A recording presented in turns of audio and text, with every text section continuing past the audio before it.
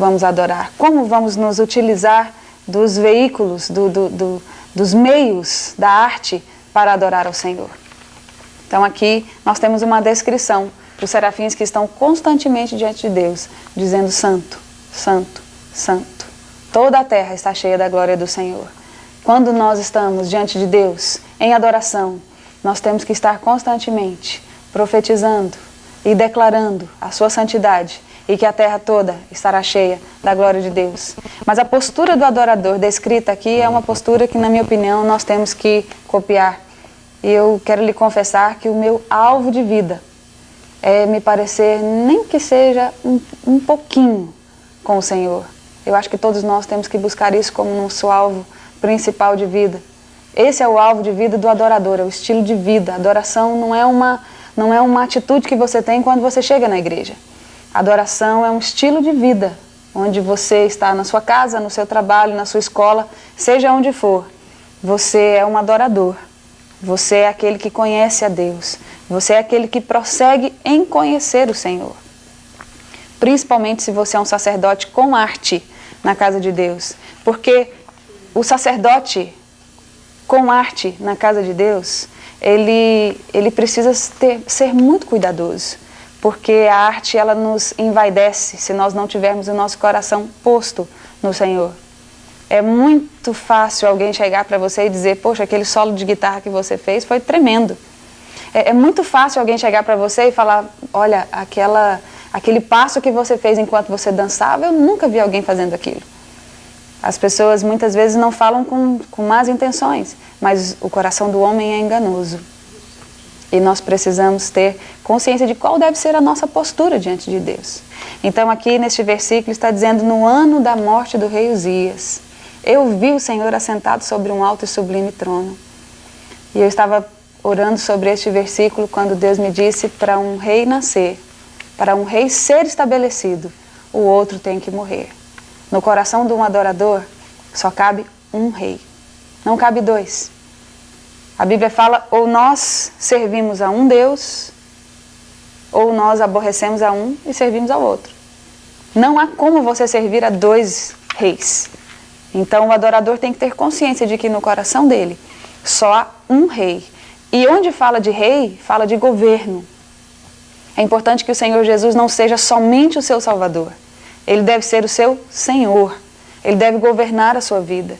Ele deve governar a sua arte. Ele deve ser o centro da adoração. E mais embaixo está dizendo que uma característica dos serafins, eles tinham 6 asas. Com 2 eles cobriam o rosto, com 2 eles cobriam os pés e com outras 2 eles voavam. O artista principalmente o artista na casa de Deus, ele deve carregar essas 3 características. Cobrir o rosto. O que isso significa? Que você vai ter que andar com o rosto coberto? Não. Significa que voluntariamente, aqui quando os serafins cobrem o rosto, eu vou usar esta aplicação. É como se você, adorador, estivesse dizendo assim: a minha identidade não é mais minha identidade. A minha identidade agora é a identidade do Senhor Jesus, porque o adorador se assemelha àquele a quem adora. É como se você estivesse dizendo assim: os meus olhos, eles não são mais meus, eu quero ver as coisas como Deus vê.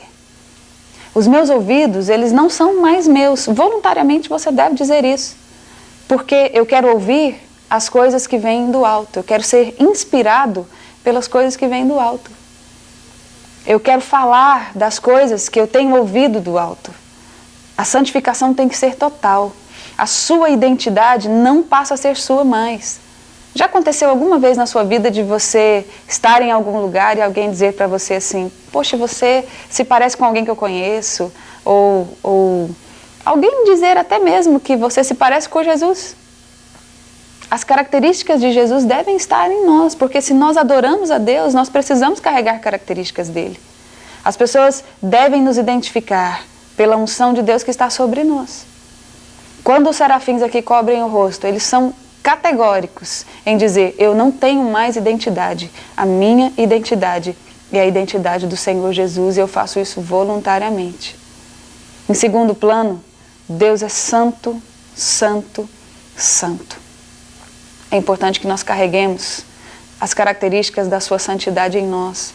É claro que hoje, da forma como nós estamos, nós não podemos manifestar na plenitude aquilo que Ele espera de nós, porque até não temos condições para isso. Mas dentro do que Ele nos pede, nós precisamos andar em santidade todos os dias das nossas vidas. Lá no livro de Romanos 12, tem um versículo muito interessante que vai te falar um pouco mais sobre o cobrir o rosto.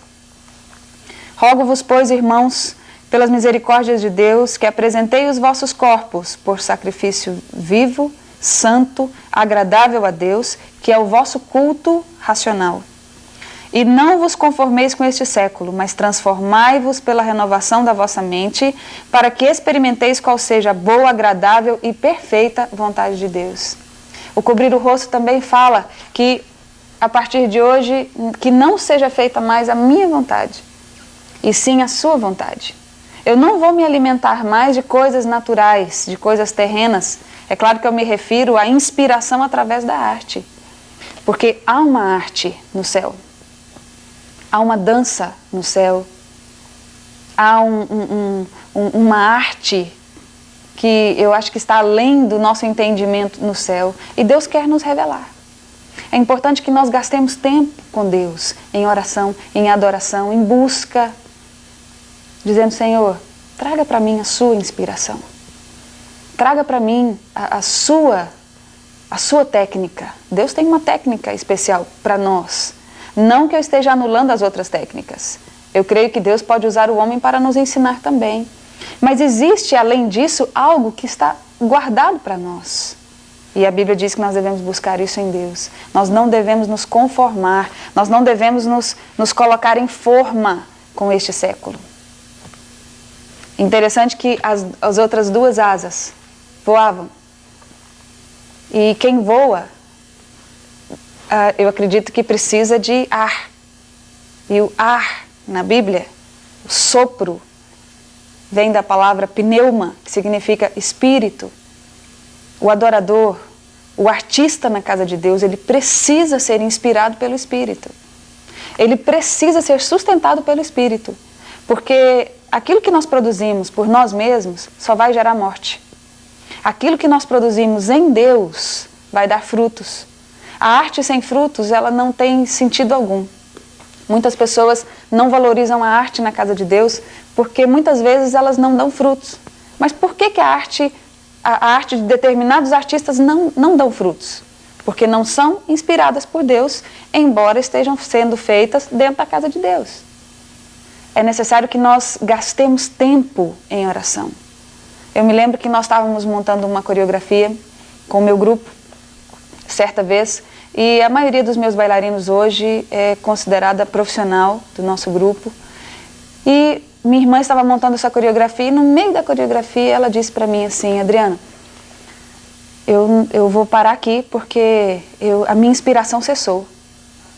E nós, como profissionais, poderíamos ter feito a coreografia até o final. Como profissionais, nós teríamos condições para isso. Mas não era o que nós queríamos. Nós queríamos ser dirigidos pelo Senhor. E eu disse então: vamos parar então. Vamos adorar ao Senhor com danças, espontaneamente, livremente. E vamos buscar de Deus a inspiração para terminar a coreografia.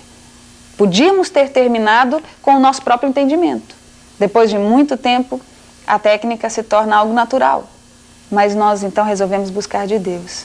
E começamos a dançar e dentro de alguns minutos, Deus falou ao coração da minha irmã e disse a ela assim: coloque aquele passo. O passo que uma determinada pessoa está fazendo. E uma das nossas bailarinas, Jaqueline, fez um passo muito simples. Ele era até bem simples em comparação com o que nós já estávamos fazendo. Mas Deus disse no coração da Luciana, minha irmã: coloque aquele passo que a Jaqueline está fazendo. E ela pensou: é um passo simples, mas Deus está dizendo, vamos colocar. E depois que ela obedeceu e colocou, acrescentou aquele passo à coreografia, então nós percebemos a unção de Deus sobre nós e nós fomos até o final. Resultado: todas as vezes que nós apresentamos esta coreografia, quando chega neste momento, alguma coisa acontece no meio das pessoas que estão nos assistindo. Pessoas começam a chorar, pessoas começam a aplaudir, o nome do Senhor é glorificado, coisas sobrenaturais acontecem. Certa vez estávamos nos apresentando no Rio de Janeiro, essa mesma coreografia. Uma mulher se levantou sem que ninguém fizesse apelo nenhum. Nós estávamos dançando essa coreografia, uma mulher se levantou e foi lá na frente dizendo: eu quero receber Jesus.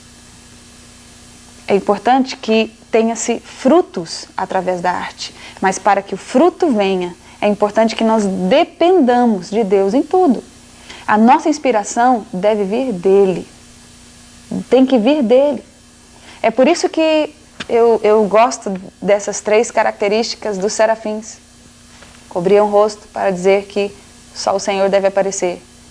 Eles voavam para dizer que somente pelo Senhor é que eles são sustentados.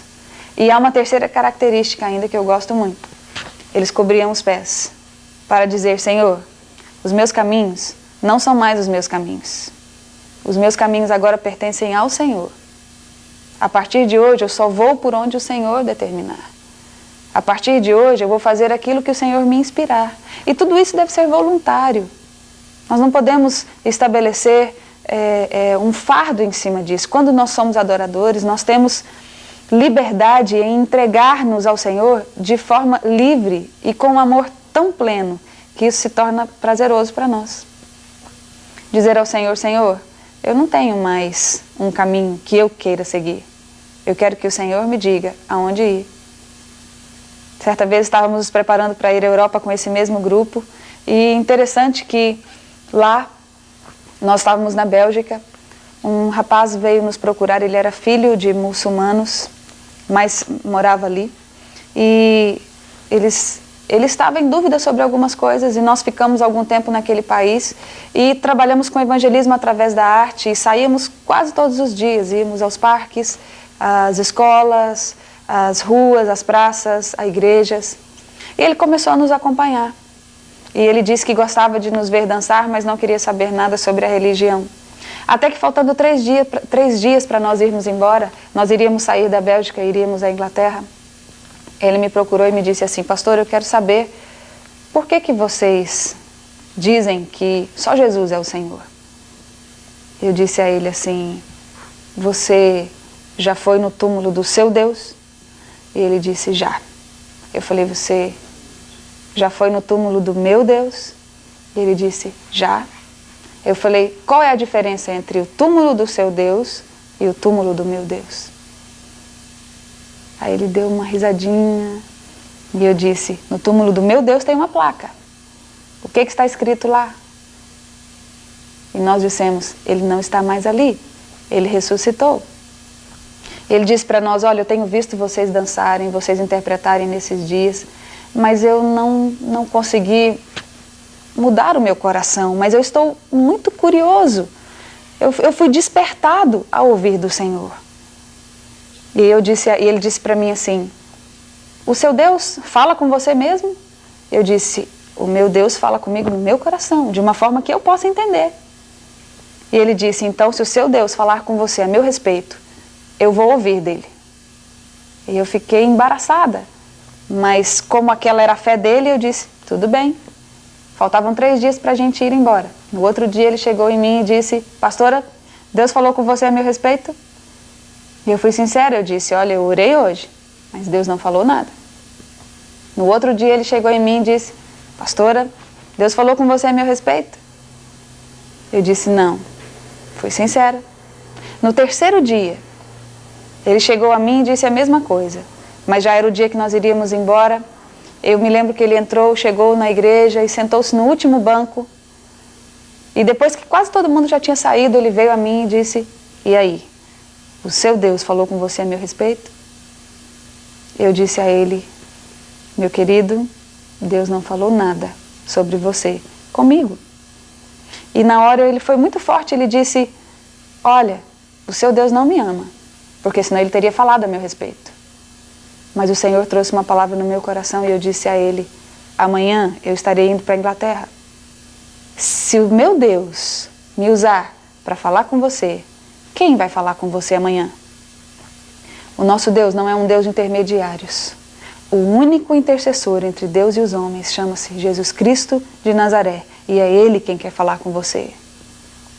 Você vai fazer uma coisa, se você quer mesmo saber se este Deus é Deus sobre todas as coisas, você vai entrar para o seu quarto, você vai abrir o seu coração e você vai começar a clamar a Ele, dizendo: Jesus, fala comigo.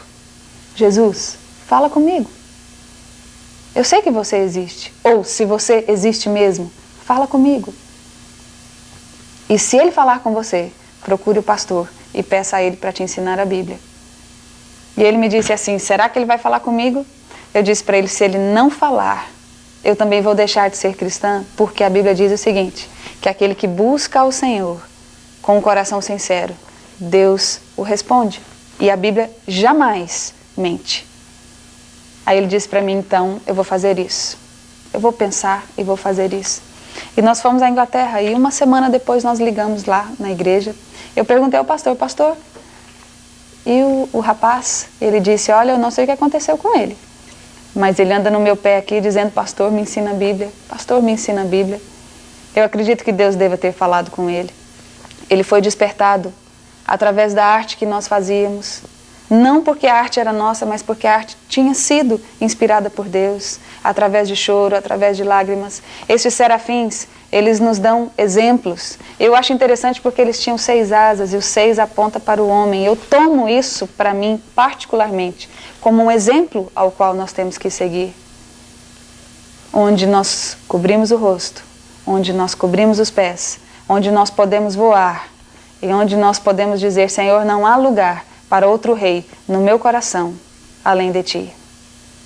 O único capaz de nos inspirar na nossa arte, a postura da nossa adoração como artistas tem que ser dessa forma.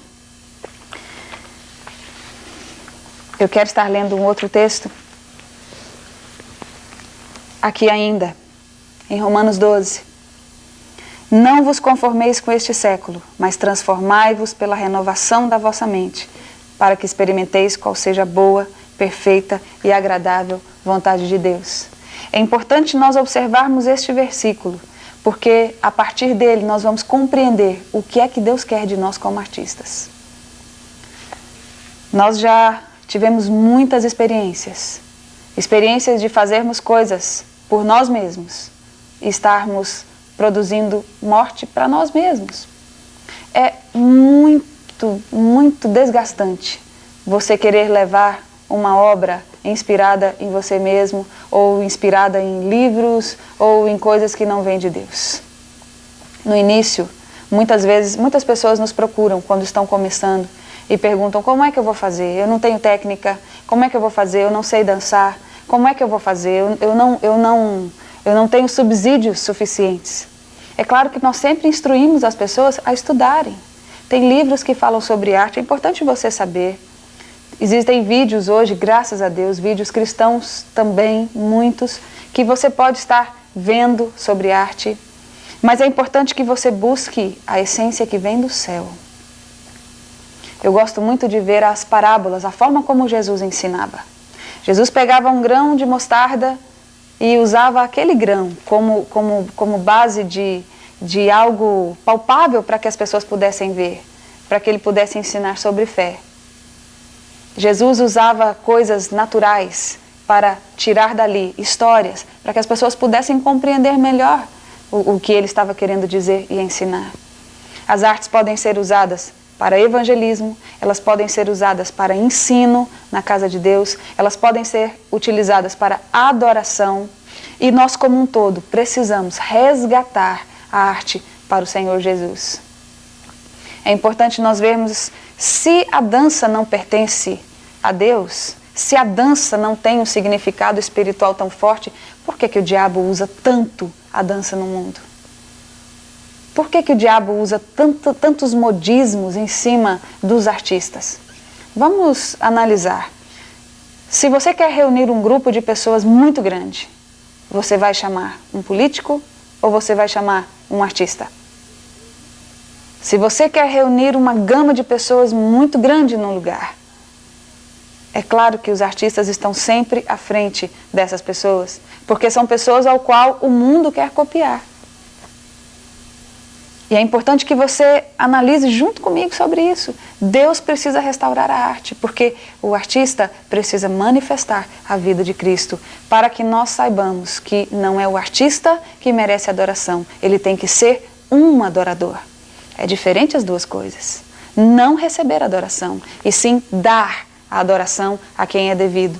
Muitos músicos cristãos, infelizmente, chegam ao ponto onde o Senhor os abençoa e eles começam a crescer e aí eles começam a cair, porque não percebem que o único digno de ser adorado é o Senhor Jesus. À medida que Deus estiver dando a você técnica, unção, porque sem unção nós não fazemos absolutamente nada. Sem técnica é difícil, mas a gente até vai. Mas sem unção é impossível você fazer algo. Porque a unção significa capacitação de Deus. Se nós recebemos a capacitação de Deus para cantar, para dançar, para interpretar, é Ele quem deve ser adorado. É Ele quem deve receber toda a nossa adoração. E é importante nós também separarmos os cultos. A arte é um sacerdócio. Nós podemos utilizar a arte para culto, adoração plena a Deus. Podemos nos utilizar da arte também para evangelismo e podemos nos utilizar da arte para restauração. Eu conheço muitos grupos que ficam em crise porque eles dizem assim, pastor, eu gostaria de mostrar o meu trabalho para que nós possamos levantar mantenedores. Então, como que a gente vai fazer? Eu digo, sejam claros. Se você quer fazer uma mostra de artes, não camufle isso dizendo que é adoração.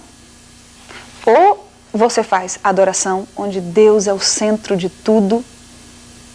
Nós até temos uma prática de muitas vezes quando estamos adorando, seja com danças ou com música, nós viramos de costas para o povo. Isso não é uma doutrina, é apenas uma prática para que a gente fique mais à vontade, onde nós possamos dizer para as pessoas com as nossas atitudes, olha, nós não estamos dançando para vocês, nós estamos dançando para Deus. Ou você usa aquilo para evangelismo, onde Deus assiste tanto a nós quanto às pessoas, ou então nós vamos utilizar aquilo com um outro objetivo, mas que nós sejamos claros. Eu tenho visto muitos cultos camuflados, que na verdade são carne pura. As pessoas vão para se mostrar e dizem que é um culto de adoração. As pessoas vão para se mostrar e dizem que é um culto de evangelismo. E enquanto artistas nós temos que ter claro no nosso coração o que vamos fazer, para quem vamos fazer, quem é o alvo. Quem é o alvo? Precisamos entender isso. Deus tem restaurado todas as formas de dança. As danças folclóricas, elas têm sido um alvo das nossas orações, porque 90%, 99% das danças folclóricas, elas são danças religiosas. Somente a nação de Israel, pelo menos que eu conheça, é a única nação que tem o seu folclore voltado para a Bíblia. Então é importante que nós estejamos atentos para que nós possamos canalizar a nossa arte a Deus. Eu quero orar com você para que esse entendimento venha sobre você. Nós vamos continuar falando sobre isso nos próximos programas. Nós vamos estar entrando numa prática também. Nós vamos, se possível, estar mostrando a você como é que a gente tem feito adoração com danças e as bases bíblicas dentro da nossa igreja, para que você possa estar se utilizando ou aprendendo ou apenas tendo uma clareza maior dentro da palavra sobre isso. Eu quero orar agora para que Deus possa estar trazendo essa revelação sobre você. Senhor Jesus, nós queremos te pedir, ó Pai, Senhor, que a postura dos serafins seja revelada a nós, Senhor, porque eles cobrem o rosto para que somente o Senhor apareça, porque eles voam, Senhor, sustentados pelo Seu Espírito, porque eles cobrem os pés dizendo que os caminhos deles não são deles mais, são do Senhor. E eu lhe peço, ó Pai, que estas características venham sobre nós, que o Senhor seja o único Rei dentro dos nossos corações e que as pessoas olhem para nós, Senhor, e vejam o Senhor exclusivamente. Queremos pedir que a revelação das artes no céu venha sobre minha vida, sobre a vida de todos aqueles que estão assistindo, e sobre todos quantos foram chamados pelo Senhor para a restauração das artes, e que o seu nome seja glorificado acima de todas as coisas, Senhor, acima de todos os nomes, e que a nossa arte venha única e exclusivamente para que o seu nome apareça, para que a sua vida venha sobre nós, ó Pai, e nos cubra, em o nome de Jesus. Que Deus possa te abençoar tremendamente. Espero que você esteja junto conosco, aprendendo mais sobre a palavra de Deus. Até a próxima, e que Deus possa te abençoar tremendamente.